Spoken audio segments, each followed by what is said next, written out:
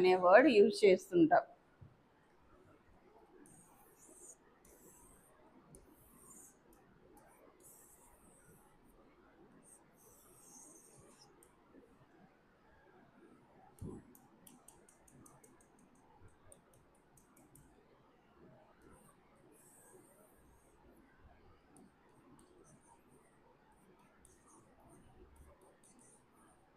ఏమంటారు వీటిని? Eyelid anatomy. ఇవి మైబోవియన్ గ్లాండ్స్.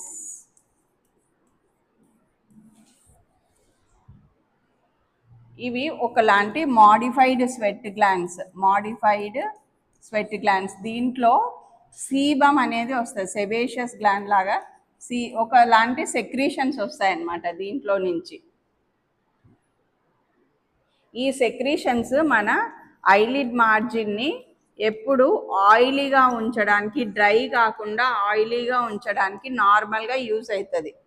ఈ హోల్స్ ఉన్నాయి కదా ఇక్కడ, ఈ హోల్స్లో నుంచి ఆ సెక్రీషన్స్ అనేవి లైట్గా వస్తుంటాయి, అదంతా నార్మల్. ఐలిడ్ మార్జిన్ డ్రై అయిపోకుండా ఒకలాంటి ఆయిల్ సెక్రీషన్స్ వస్తుంటుంది, ఈ గ్లాండ్ సెక్రీషన్స్. అట్లా ఈ హోల్స్ ఇక్కడ ఉంటాయి కదా, ఈ హోల్స్ బ్లాక్ అయిపోయినప్పుడు, ఎందుకు బ్లాక్ అవుతాయి?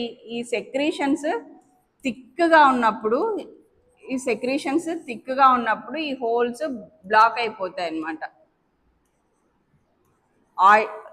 ఓవర్ సెక్రీషన్స్ అయినా కానీ, థిక్ సెక్రీషన్స్ అయినా కానీ హోల్స్ బ్లాక్ అయిపోతాయి. బ్లాక్ అయిపోయినప్పుడు ఈ గ్లాండ్స్ ఉంటాయి కదా, they get inflamed and infected. Inflammation ఉంటుంది, ఇన్ఫెక్షన్ ఉంటుంది. ఈ meibomian glands they get inflamed and infected.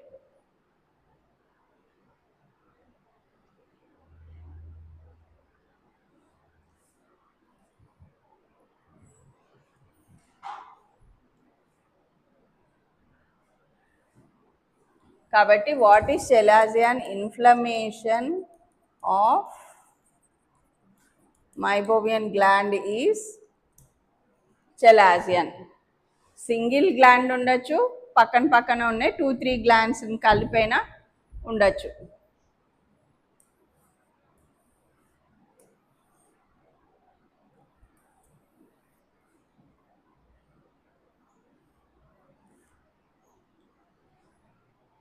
Upper ఐలిడ్లో, లోవర్ ఐలిడ్లో కామన్ ఎక్కడైనా రావచ్చు. సింగిల్గా ఉండొచ్చు, మల్టిపుల్ కూడా ఉంటాయి. ఒక్కటే ఉండనవసరంలా, సింగిల్ అయినా ఉండొచ్చు, మల్టిపుల్ అయినా ఉండొచ్చు. వీటికి రికరెంట్ నేచర్ కూడా, తగ్గిపోయి మళ్ళా వస్తుంటాయి అవే పాయింట్లో అయినా రావచ్చు, అదే ఐలో పక్కన అయినా రావచ్చు అన్నమాట.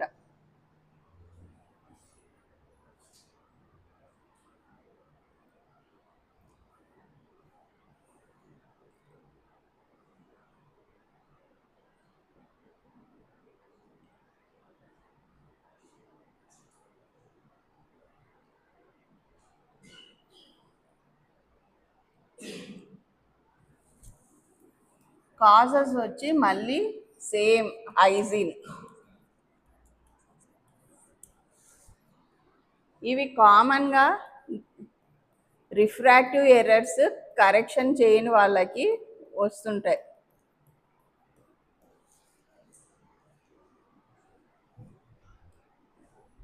ఎందుకు రిఫ్రాక్టివ్ కరెక్షన్ కాకునే దానికి చెలాజియన్కి ఏం సంబంధము? ఎందుకు రిఫ్రాక్టివ్ ఎర్రర్స్ కరెక్షన్ కానప్పుడు వాళ్ళకి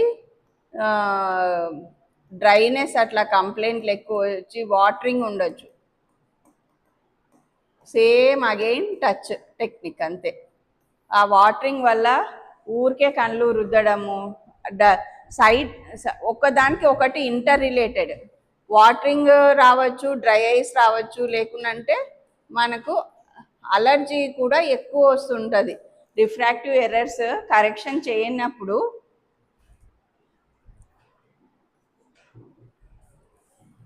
సైట్ ఉండి స్పెక్స్ పెట్టుకున్నప్పుడు ఏమవుతుంది, లాంగ్ది సరిగా కనిపించక అదే పనిగా అట్లే స్టేర్ చేసి చూస్తారు ఎవరమైనా కానీ.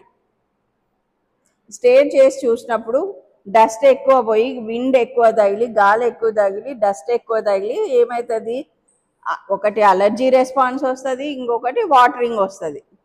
All are these inter related.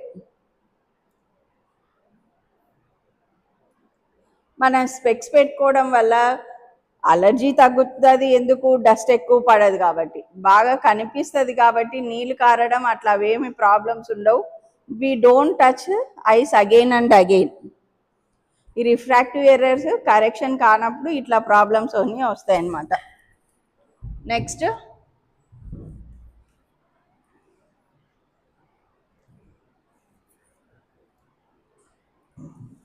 Environmental factors ఏమి, ఎక్కువ డస్టీ ఎన్విరాన్మెంటల్లో వర్క్ చేసే వాళ్ళకి, కూలీ కావచ్చు, వాళ్ళ ఆక్యుపేషనల్ డిసీజ్ ఏదైనా అని, డస్టీలో ఎక్కువ దుమ్ములో పనిచేసే వాళ్ళు ఉంటారు కదా, అట్లా వాళ్ళకు కూడా ఎక్కువ వస్తుంది. ఇంకొకటి హిస్టరీ ఆఫ్ డయాబెటీస్.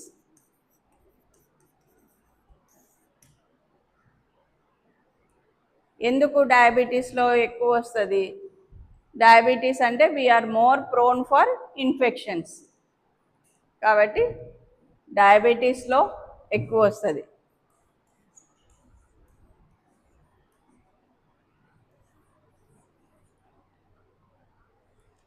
ఇవి కామన్ కాజెస్. ఒకటి uncorrected refractive errors. Due to refractive errors, it may lead to allergic conjunctivitis or dry eyes, leading to chalazion. Environmental factors or work conditions. Tarvata history of diabetes. ఈ chalazion అనేది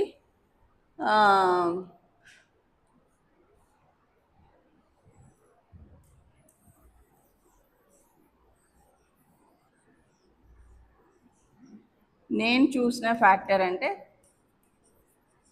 సీక్వెలే to conjunctivitis, infective conjunctivitis.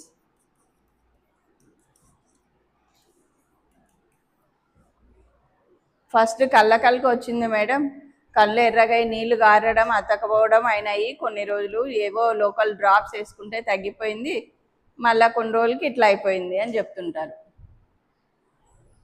Sequel to infective conjunctivitis may be improper treatment of infective conjunctivitis may lead to chalazions. ఇవన్నీ reasons. ఒకటి uncorrected refractive error, environmental factors, history of diabetes, next sequel to conjunctivitis, infective conjunctivitis.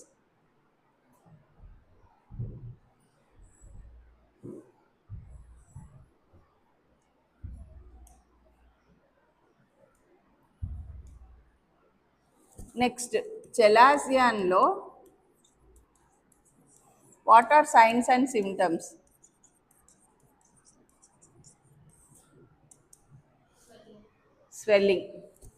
Swelling, nodule, గుల్లా అయిందని కూడా చెప్తుంటారు, nodule type. Pain ఎప్పుడు వస్తుంది, acute స్టేజ్లో, కొన్ని అక్యూట్ స్టేజ్ ఉండొచ్చు, క్రానిక్గా అట్లే ఉండిపోయి ఉంటుంది కొంతమందికి. అక్యూట్ స్టేజ్లోనే పెయిన్ వస్తుంది. రేర్గా ఏం ప్రాబ్లమ్స్ లేకున్నా కాస్మెటిక్, ఏదో గుల్ల ఉంటే బాగాలేదు అది తీసేసుకోవాలా అన్నట్ల రేర్గా కాస్మెటిక్ కంప్లైంట్స్ కూడా వస్తాయి.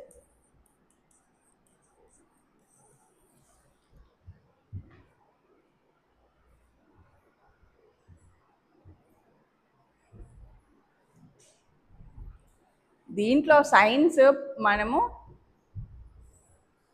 ఐలిడ్ మార్జిన్లో కాదు, ఈ స్వెల్లింగ్స్ చూసేది మనము ఐలిడ్ మార్జిన్లో కాదు, పైన పైన చూస్తాం. Swelling on lid, on lid.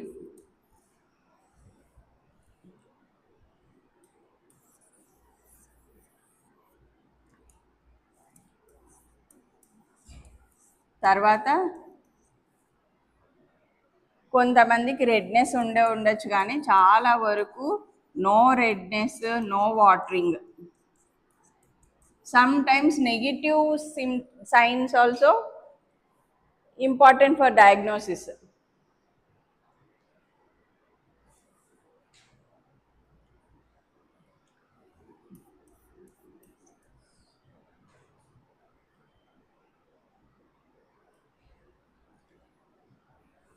తర్వాత how do you manage a case of chalazion? Management. Acute స్టేజ్లో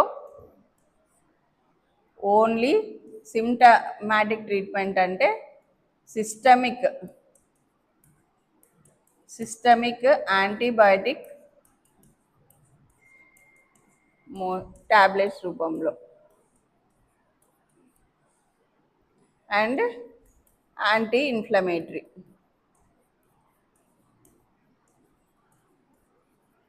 ఇవి సిస్టమిక్. మనకి ఆ గ్లాండ్లోకి పోయి పనిచేయాలి కదా, డ్రాప్స్ పెనట్రేషన్ అంత ఉండదు. సిస్టమిక్ అంటే టాబ్లెట్స్. చాలామంది ఆ గుళ్ళకి ఏవో డ్రాప్స్ ఇచ్చినారు, వేసుకున్నారు, తగ్గలేదు అంటుంటారు. డ్రాప్స్ వల్ల చలాజియన్ తగ్గదు.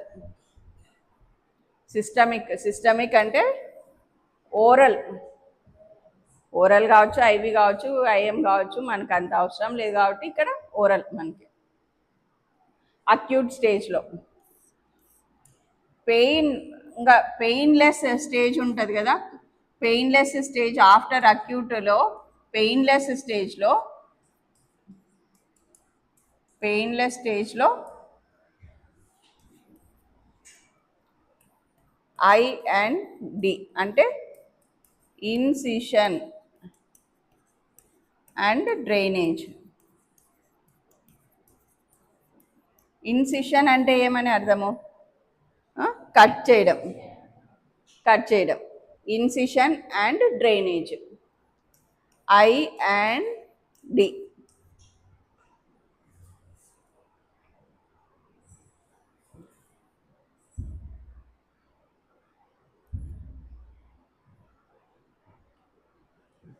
ఎట్లా చేస్తారు ఇన్సిషన్ అండ్ డ్రైనేజ్?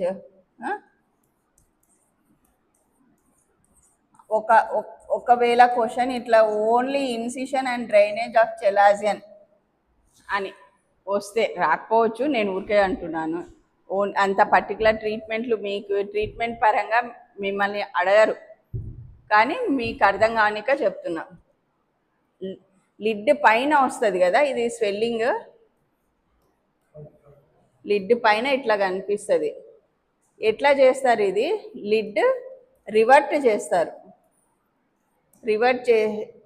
ఫస్ట్ దీనికి ఇన్స్ట్రుమెంట్స్ ఏం కావాలా? Instruments are very important to you. మీకు ప్రొసీజర్లు తెలియని అవసరం లేదు, కానీ యూ మస్ట్ ఐడెంటిఫై ఇన్స్ట్రుమెంట్స్ ఒకటి వచ్చి చలాజియన్ క్లాంప్,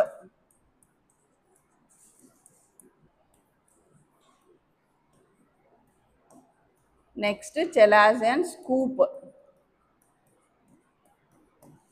క్లాంప్ అనేది ఎట్లా ఉంటుంది? ఇట్లా ఫోర్సిప్స్ లాగానే ఉంటుంది. ఒక్క రౌండ్లో ప్లేట్ లాగా, మొత్తం ఇది ప్లేట్ లాగా ఉంటుంది. ఒక పైన వచ్చి ఒక రింగ్ లాగా ఉంటుంది. ఫోర్సిప్స్ లాగానే ఉంటుంది. ఒకటి ప్లేట్ లాగా ఉంటుంది, ఒకటి రింగ్ లాగా ఉంటుంది.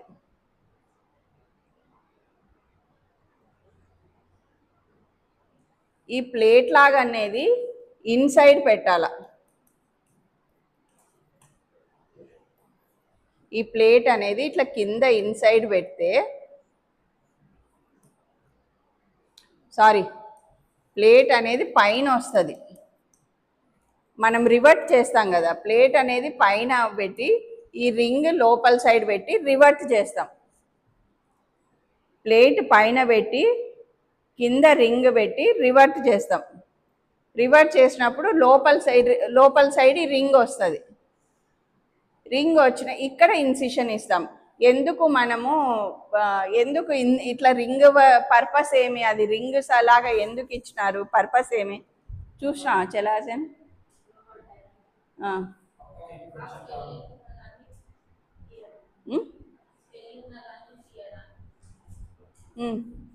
కాదు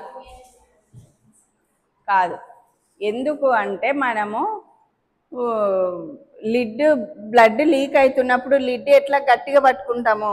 ఒకవేళ చేయి దగ్గర ఇక్కడ కట్ చేసినాము, ఇక్కడ లీక్ అవుతుంది, బ్లడ్ లీక్ అవుతుంది అంటే మాప్ చేయడానికి ఇట్లా ప్లేస్ ఉంటుంది.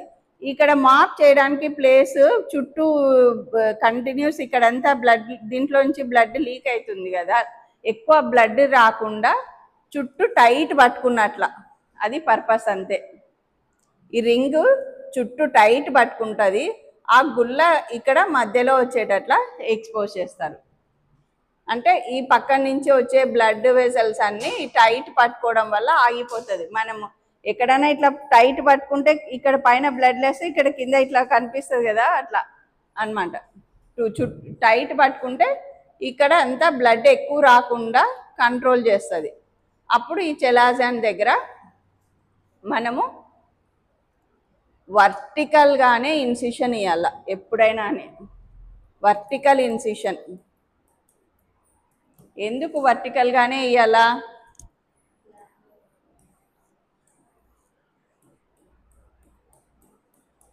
ఇట్లా ఉంటాయి కదా, మనం వర్టికల్గా ఇస్తే ఒకవేళ ఇవి కట్ అయితే ఏవైతే ఇన్ఫెక్టెడ్ అయినాయో అదొకటే కట్ అవుతుంది. లేదు మనం హారిజాంటల్ ఇస్తే 2-3 కట్ అయిపోతాయి. ఇట్లా కట్ కాకూడదు, ఇట్లా వర్టికల్గానే ఇన్సిషన్ ఇవ్వాల. తర్వాత ఇన్సిషన్ ఇచ్చి ఈ స్కూప్ ఉంటుంది. స్కూప్ అంటే ఏం లేదు, ఒక పుల్లలాగా ఉంటుంది. ఇక్కడ ఒక స్పూన్ల ఇట్లా ఒక స్పూన్ లాగా ఉంటుంది. ఆ ఇన్సిషన్లో ఈ స్కూప్ పెట్టి మొత్తం ఇట్లా తిప్పుతామన్నమాట. బాగా తిప్పితే దాంట్లో ఉండే పస్ అయినా అని, ఒకవేళ సపరేట్గా డిఫరెంట్గా లాక్యూల్స్ ఉన్నా ఏది మిస్ కాకుండా మొత్తం ఎవాక్యుయేట్ చేయడానికి ఆ స్కూప్ పెట్టి రొటేట్ చేస్తారు. దానికన్నా ముందు ఫస్ట్లో మనం లోకల్ జైలోకేని నొప్పి కోసం జైలోకేని ఇచ్చి ఇదంతా చేస్తాం. ఇక్కడ జైలోకేని ఇచ్చేసి చేస్తాం. ఇన్స్ట్రుమెంట్స్ వచ్చి చెలాజన్ క్లాంప్, చెలాజన్ స్కూప్. ఇంకా దీనికి ఏమి ఇన్సిషన్ ఇవ్వడానికి 11 నెంబర్ బ్లేడ్ లేకుంటే 15 నెంబర్ బ్లేడ్ ఏదో ఒకటి యూజ్ చేస్తారు. అది వచ్చిన పస్ క్లీన్ చేయడానికి ఒక ఆర్టరీకి కాటన్ పెట్టుకొని క్లీన్ చేస్తారు. అంతా ఈ స్కూప్ పెట్టి మొత్తము కంప్లీట్గా ఎవాక్యుయేట్ చేయాలి. లేక కొంతవరకు కొన్ని చోట్ల మిగిలిపోతే అది రికరెన్స్ వస్తుంది. మళ్ళా కొంతవరకు మనం తీయలేదు, టచ్ చేయలేదు, అట్లే ఉందనుకో, మళ్ళా అదే కొన్ని రోజులకి మళ్ళీ పెద్ద గుల్ల అవుతుంది అనమాట. రికరెన్స్ రాకుండా ఉండడానికే కంప్లీట్గా ఎవాక్యుయేట్ చేస్తాం.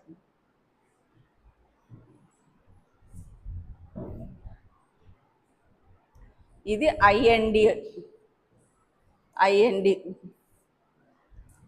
మీరు సొంతంగా ఇవన్నీ ట్రై చేయకూడదు, మీరు డాక్టర్లు అసిస్ట్ చేయడానికి ఇది ఇన్ఫర్మేషన్, ఎట్లా అసిస్ట్ చేయాలనే. డిఓఏ వాళ్ళకి సొంతంగా ఈ ప్రొసీజర్స్ అంతా చేయడానికి పర్మిషన్ లేదు, చేయకూడదు.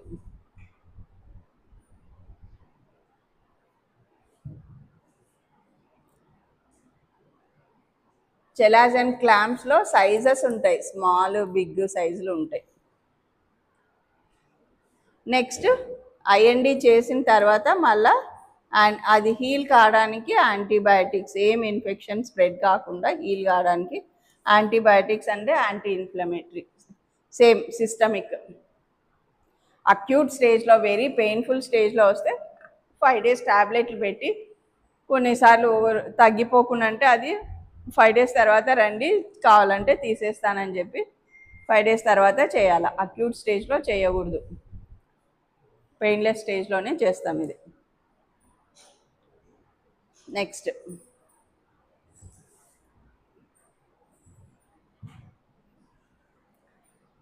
చెలాసన్లో కాంప్లికేషన్ వచ్చి ఏం కాంప్లికేషన్ వస్తుంది దీంట్లో? కాంప్లికేషన్ వచ్చి రికరెన్స్.